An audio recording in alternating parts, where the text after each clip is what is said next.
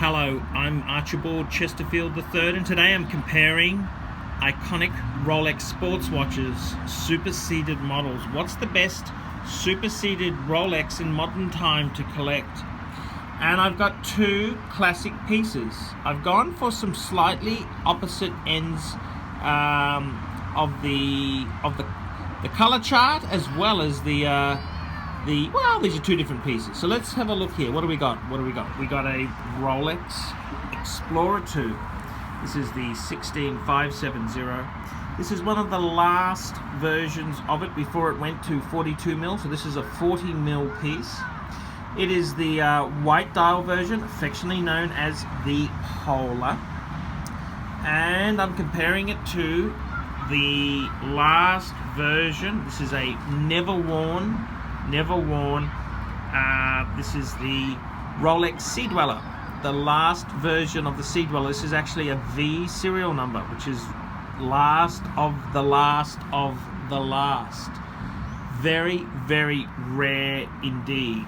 So two very iconic classic Rolex sports watches. So let's take a look. Firstly, let's take a look at the Explorer 2. The Explorer 2 is a very iconic watch. These originally came out in the early 70s as a 1655. In the 80s, when Rolex was converting over to sapphire crystal, the Explorer itself there became a 16550, which had three dial choices: black, white, or cream. Cream being very, very collectible in today's market. And this here is one of the last before they converted over to 42mm. So they largened it. Now this here is one of the last ones. You can tell it's one of the last because it has the no holes case, as well as the solid end link bracelet, which is a big improvement. The other ones can be a bit rattly indeed. It also has the flip lock clasp on the buckle there. If we have a look at the back there, it's all fairly standard Rolex GMT function type watch there. Very similar case to the GMT, similar crown, and also it has the same type of movement. This piece here, however, has the fixed bezel. The GMT had the turnable bezel, whereas the Explorer 2 always had the metal fixed bezel. It's funny how times change. I remember reading in a Japanese magazine how to convert a vintage 1675 GMT into an Explorer 2 1655. How times have changed. Now the GMT is much more popular than the Explorer 2s. It's funny how the worm has turned. But these are very, very lovely pieces. The last of the series is sort of, you know, they've got a certain charm to them indeed there, which is just a beautiful piece. Lovely style, lovely aesthetics. I have chosen the white dial for today just to really show the difference, emphasize the difference with the Sea Dweller. The black dial versions are also very lovely. It's a personal choice as to which one you go for. White itself there has started to become less popular. The Panerai market, white dials have been kind of terminal. People don't like a white dial. I don't know why that is the case, but they don't.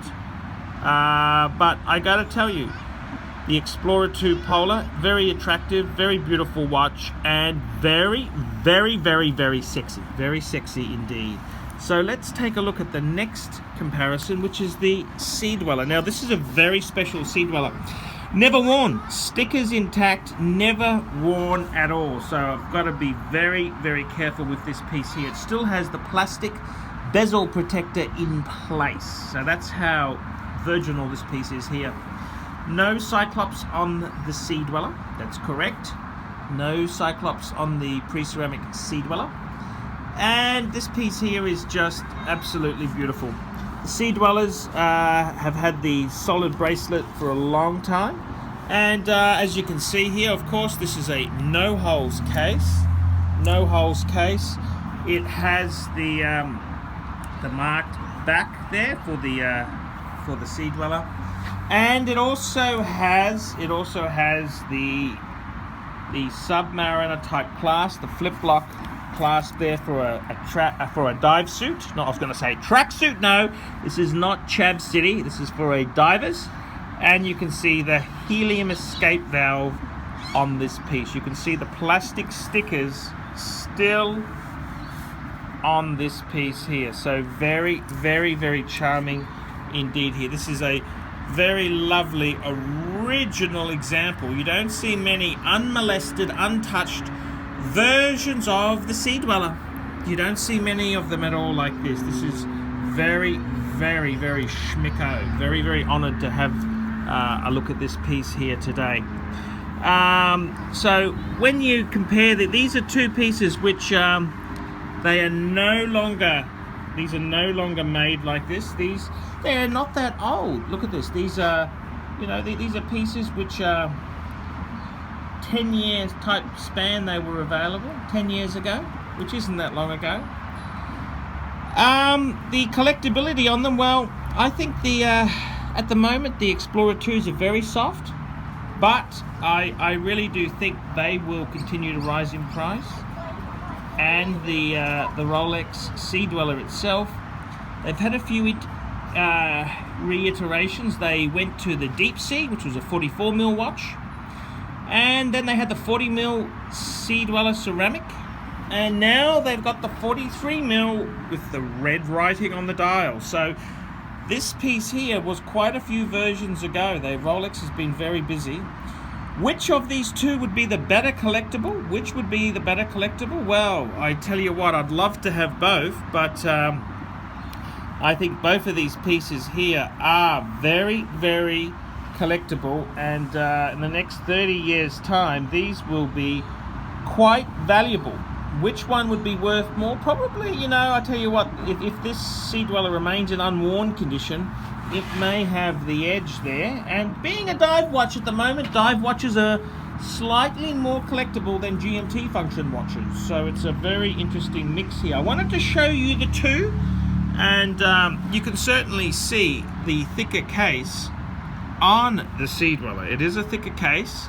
It is a very, very lovely. These are two lovely sports Rolexes. Does it get any better? I mean, you have your Persols, you have a Sea Dweller, and you have an Explorer 2, and you jump in your Porsche 911.